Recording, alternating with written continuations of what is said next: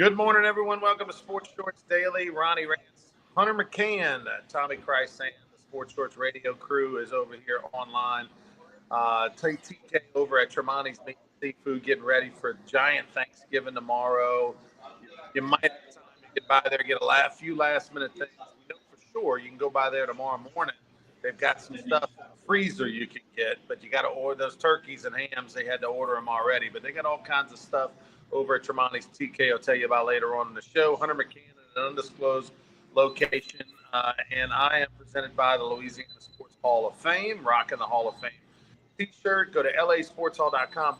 Big Black Friday sale starting at 12 o'clock midnight, Tommy. All Louisiana Sports Hall of Fame induction weekend tickets. There's 4 ticketed events that weekend. Of the 7, 3 of them are free.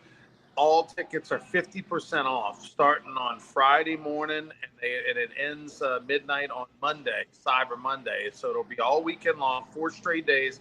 Tickets are on sale, 50% off. You got to go through the Black Friday link. Get it while you know you're going to be going, or you got family going, you're going to support somebody, or you're not even sure. Now's your time to get your tickets at lasportshall.com. Of course, we're presented by LeBear's Casino. TK, I'm on. Let me see if I can give you a little shot of this.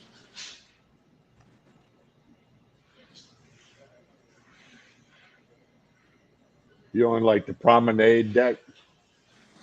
Yeah, some would say promenade, but you're from Chalmette, so you have your own interpretation.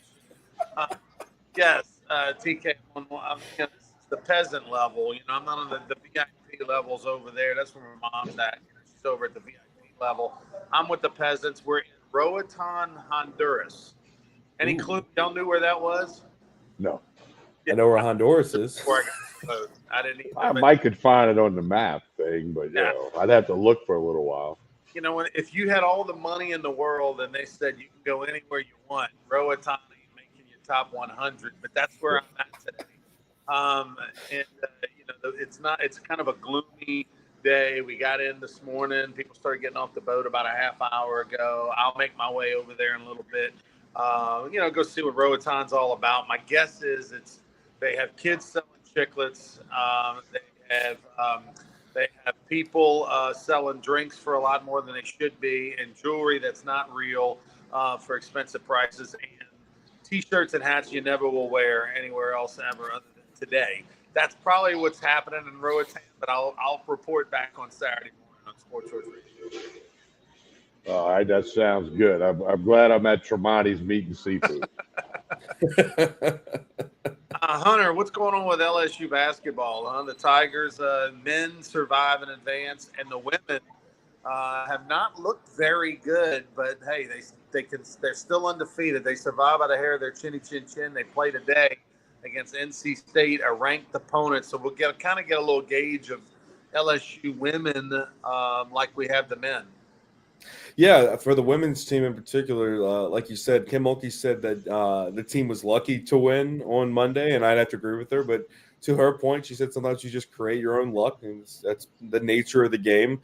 And she would have been proud of the team even if they had lost the game, just the way they kind of fought back.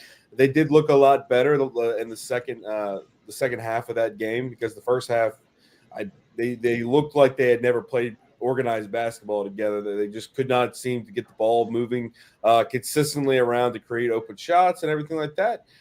But to your point, they walk away from that game with probably a lot of momentum. I think it ends up being a pretty big win, their first road game of the season coming in the Bahamas. And then now, like you said, they play NC State. They almost, had they lost that game, actually, they would have played this morning at 10 a.m. against Southern.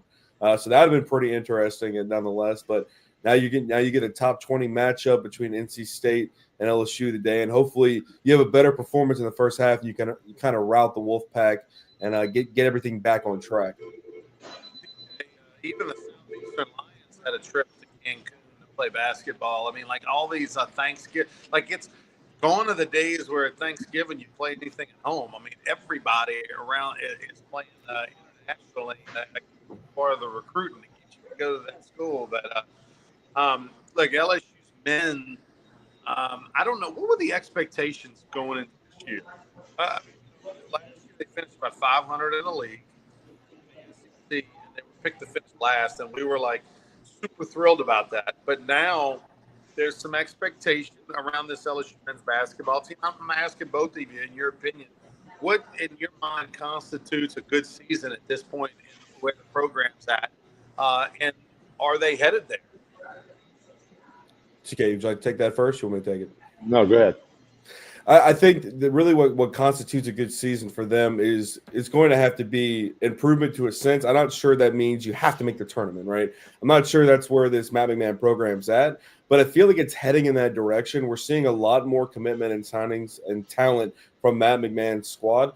But I think that what you really have to be able to judge is the eyeball test. They need to meet the eyeball test this year. From all of us, everything like that, where they can go into a game and you can consistently say, okay, they're going to put up a fight. They may not win the game, but they're not going to get blown out. And that's kind of where they were last year. Was they were getting blown out in big games.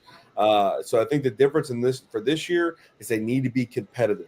To where us three are arguing about whether or not we think they can win a big game this year consistently. So far, it's kind of seemed like they have the opportunity to do that. This team looks bought into what McMahon has been preaching the past few years, that he needs time to get talent through the door and really build a program. And so far, what I've seen from them is just improvement from last year. So let's see if that's a consistent basis to be able to test them throughout the course of the season. Yeah, I read some comments John Brady made. Of course, he's part of the radio broadcast team for LSU basketball. And, he's really bought into Matt McMahon, and he likes what he has seen early in the season, especially that road win against Kansas State. Now, I'll defer to John Brady. I'm going to listen to him more times than not.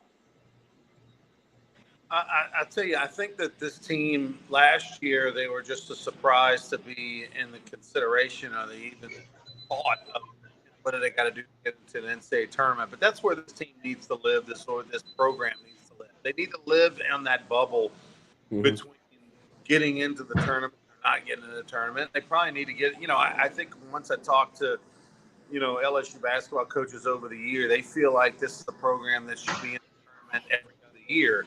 Obviously, your goal is to be in it every year, but I think at minimum you need to be in it. I think like with LSU ball, they need to be hosted a super regional every other year. They need to be in the College World Series every other year. That's sort of the goal there. LSU the football needs to be winning 10 games, every other year. But with basketball, this team, and I think that's where they are. Are they an NIT team? Can they do enough to get an NCAA? Clearly, a couple of these wins hit on a neutral court, and a road win at Kansas State will help, depending on what they do in conference play. They got Florida State at home in the PMAC in December. That's a good game. And then you sit back as a fan and hope they can be a little over 500, and then you hope that Kansas State and Pitt are pretty good teams this year and win some games. That'll help your case. But I think things are trending in the right direction for LSU men's basketball. They've got some good recruits lined up for the future. It seems like they're rolling in the right direction. But obviously we'll wait and see. Women are still the power. I think Kim Mulkey's team is going to be a lot better later in the year, like most of her teams are. They get better over time. Question with this LSU women's basketball team is, do they have enough three-point shooters?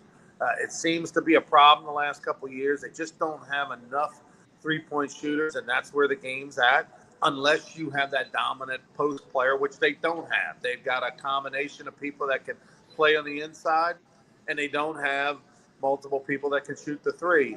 I think that lack of offense is going to catch up to this, to Kim Mulkey's squad this year, and it's going to be the thorn in their side from keeping them from being a great team. They'll be a good team. They'll be a ranked team, but I don't think they're going to be a great team because they just don't have enough firepower.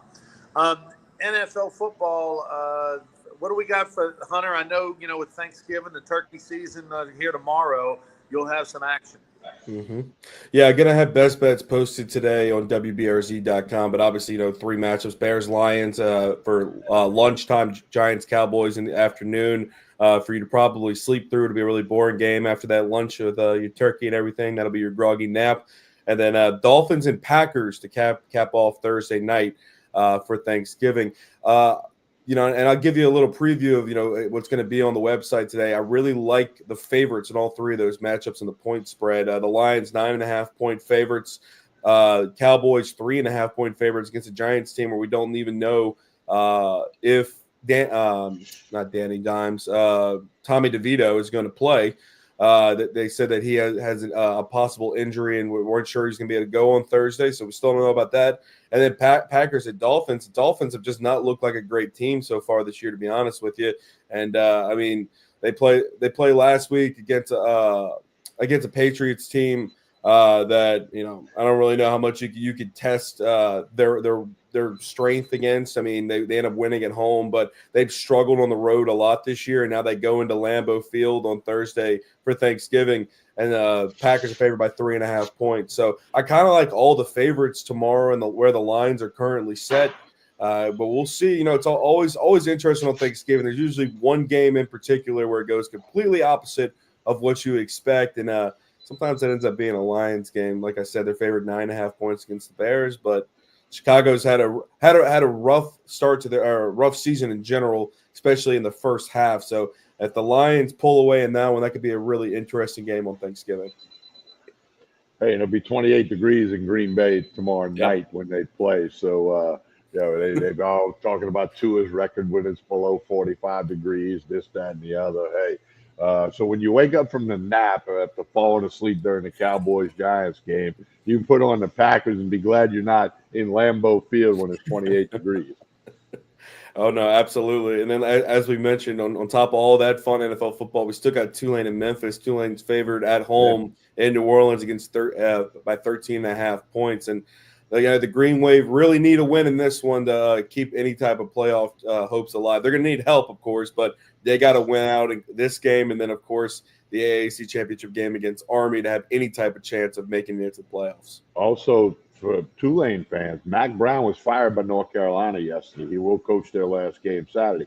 John Sumrall, the Tulane coach who had success before coming to, he's on that top of the list of possible new guys for North Carolina. So, that'll be something Tulane will have to deal with. Yeah, of course, Mack Brown, 8th all-time in wins in FBS history, and, of course, coached at Tulane back in the 80s. Coached at LSU. And at LSU. He was the offensive coordinator at LSU in '82 when Richard and the team went to the Orange Bowl. Mack Brown was the offensive coordinator. Yeah, that would be something for Tulane to have a great year and then lose their coach and quarterback to one season. We talked about it last year that with NIL and with the way the transfer portal now works, Tulane's going to become a leapfrog type of school. I mean, you're going to hop to there to make a name for yourself and then get into one of the Power Four conferences and try to succeed there. So it's not surprising, but it sure is unfortunate because of how well Summerall has done in that first year to keep Tulane on the map. After they lose their head coach, hire Summerall, and now they might be back on the coaching search again. Yeah, I mean, just to give you perspective. LSU, in Brian Kelly's own words, in-house was spending somewhere between $14 and $16 million this year on its payroll for their team, whereas a team like UL Lafayette, the Raging Cajuns, they're lucky to have $1 million as a pool of money. That's 15 times more money.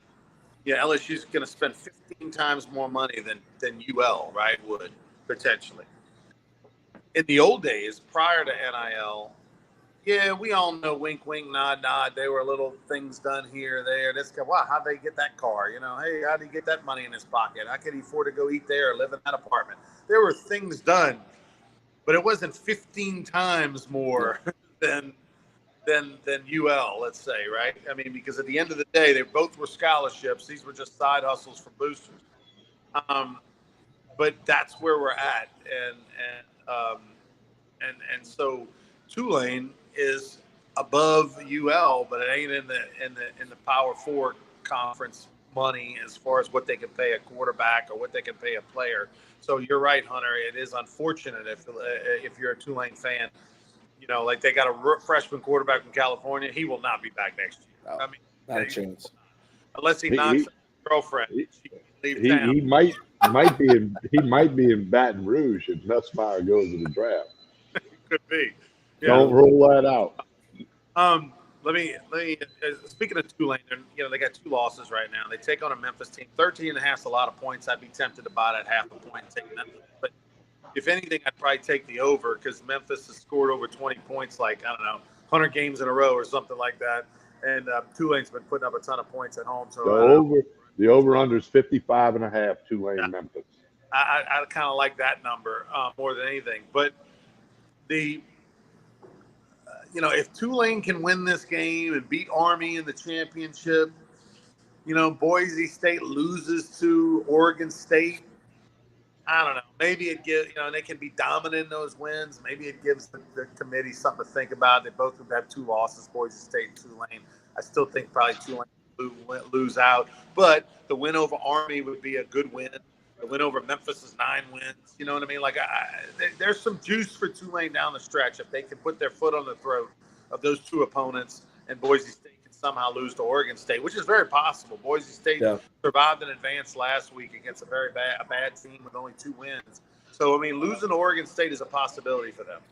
Well, 2 things for Tulane. First of all, that they have 2 losses, as you mentioned. That first one at home against Kansas State, where you have to remember they were basically 1 bad call away from winning that game, where they threw a touchdown pass, got called for offensive pass interference, and it was really controversial because it was not offensive pass interference for Tulane. They probably end up winning that game if it wasn't for that call. And then their other game on the road against Oklahoma, and their strength of schedule just got a little bit better after Oklahoma knocked off Alabama this past week. And if somehow Oklahoma comes into Death Valley and beats the Tigers, it's even better for Tulane's argument as to why they should get in.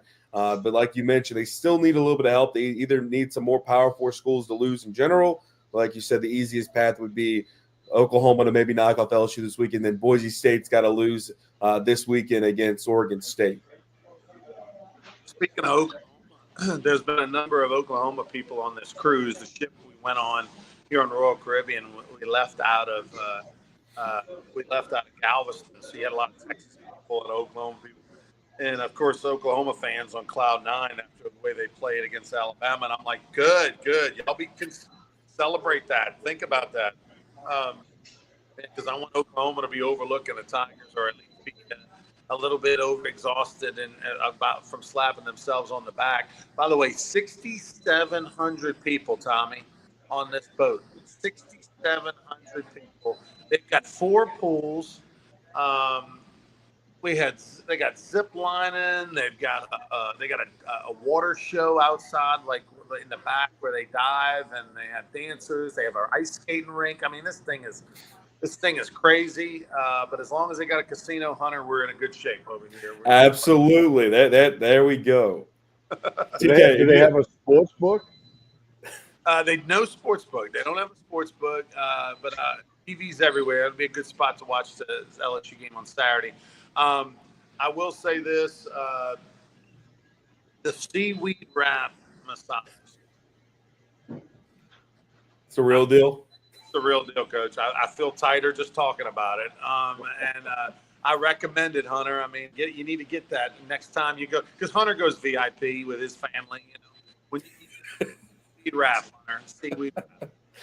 Good to know. Yep, never explored the seaweed wrap. I guess I'm missing out when I go on these cruises. Guys, I'm gonna go. I gotta get to my Roatan Honduras tour. They're waiting on me.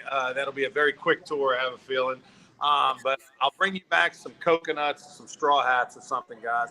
Have a happy Thanksgiving. Look forward to talking to you guys on Friday. And don't forget, follow Louisiana Sports Hall of Fame. Go to their social media pages. Go to the website. And Rougarou got a Black Friday sale. How about this, TK? You buy a Rougarou ticket for $100, which of course gets you and a guest into every game.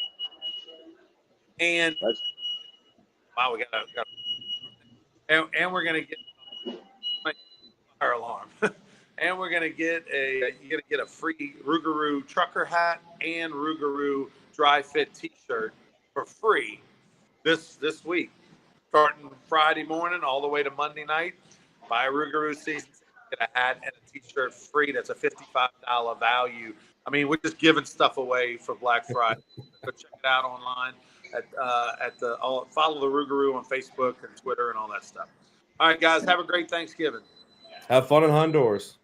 All right, there, Ronnie. Hunter, again, just quickly, your thoughts on the LSU Oklahoma game. What is LSU playing for? What is Oklahoma playing for?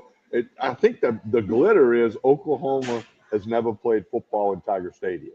So that adds a little flavor. And it's senior night for LSU. That adds a little bit of flavor. So we'll see. But I just don't know what is, what's the reason? I don't know. Well, LSU and Oklahoma have never played in a regular season game before. They've only played 3 times in history, all 3 of those coming in the postseason and the last in bowl games in particular. And the last time that they played was in 2019 in the Peach Bowl, where Joe Burrow and company routed Oklahoma on their way to a national championship. But to answer your question about what are they playing for, the simple answer is the senior class. I think, the good thing for the Tigers is that they're wrapping up their season at home. I think that adds a little bit of motivation for playing for the guys that are around them, these younger guys. And LSU's got 20 seniors that they're going to honor on Saturday night in Death Valley for their final time running through the tunnel, hitting the wind bar, and wearing the purple gold in Death Valley. And I think that adds just a little bit of inspiration, allows for the team to have that rah-rah type moment where they can come out and play inspired and get off to an early start. And I think that if they find a way to do that for each other against Oklahoma, game's going to get out of hand quickly. I know Oklahoma just beat Alabama, but let's be honest, this Oklahoma team is not a great team. They've offensively fixed a lot of things over the course of the past 12 weeks with this team. The first 5 or 6, they were almost bottom of the league in fumbles lost. I mean, or top of the league, I should say, in that sense. Like they were consistently putting the ball on the ground. They'd fixed that. The offense has been a lot cleaner since they fired their offensive coordinator and hired a new one. So things were looking better for this program. They still have a very stout defense. Like they were able to hold Alabama to only 3 points. But playing in Death Valley is a different animal. I think that'll open up the team just a little bit. And Oklahoma's been very bad about if they start off slow, they just stay slow. So I think that's going to be the key in this one. Is LSU's going to have to consistently move down the field and put points on the board early, and that'll keep Oklahoma out of the game most of the way through.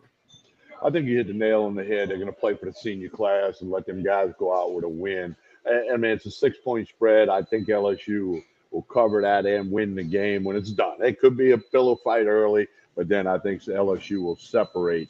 But Oklahoma, Jalen Milroe had 7 yards rushing on 15 carries against Oklahoma. Of course, he ran through LSU like a hot knife through butter. But Nussmeier's not going to run against. The plan is not for him to run against Oklahoma. So we'll see how that unfolds. Hunter, final topic: the New Orleans Saints catching 2.5 points Sunday against the Rams. A 3:00 kickoff in the Dome. Very rare that the Saints have that 3:00 game, but they do this particular week. And it's the Rams. Saints getting 2.5 at home. Your thoughts? Still going to advise everybody just not to bet on any Saints game the rest of the year. Who knows what this team really is, to be honest with you. But I mean, I do think it's interesting how much Vegas now is at least trusting the Saints a little bit more after 2 games under Rizzi. I mean, I think that if Dennis Allen was still head coach, this might be closer to a touchdown spread, and if this team was still banged up. But good thing for the Saints, you're coming off a bye week. Most of your guys are back healthy. If they play inspired for their coach, and like they did at the beginning of the year when they really, truly were healthy, they could win this game. I mean, they really could. Now that the Rams are coming off that loss this past week on Monday or Sunday Night Football. And so they need to get a win here in New Orleans, but in a tough environment like New Orleans, I mean, I think it'd be a difficult task for Matthew Stafford to come in here and move the ball consistently up and down against this New Orleans Saints defense. But like I said, if you're betting on this game, just don't do it. Just stay away from it. Just watch it, because if you're a Saints fan, of course, you want the Saints to win, but at the same time, do you really want the Saints to win, Tommy? I mean, is this what we're coming to? Yeah, it's kind of that double-edged sword. Hey, don't forget Sports Shorts Radio this Saturday morning, Baton Rouge, Lafayette, Lake Charles. Hunter will join us on the phone segment to give you some of his best bets. Hunter, tell everybody how they can get all of your best bets and where to get them, and not just on Sports Shorts Daily or Sports Shorts Radio. Yeah, later this afternoon, they'll be posted. You can go over to WBRZ.com, go to the sports tab, click best bets.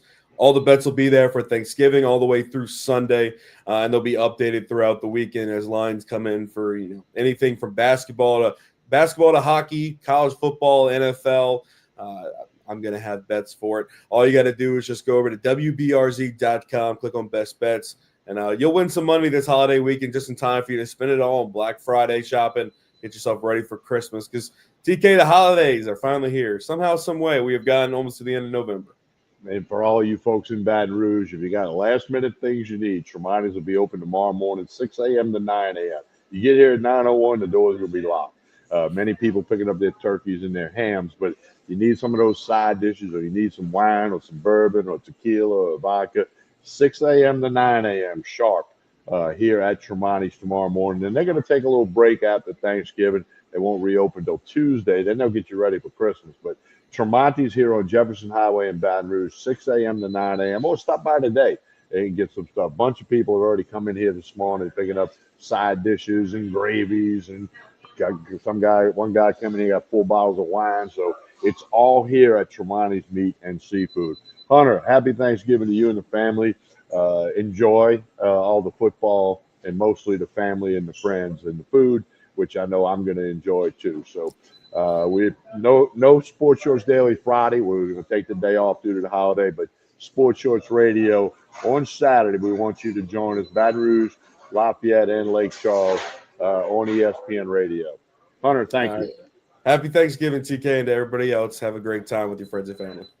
All right, sounds good. We appreciate it.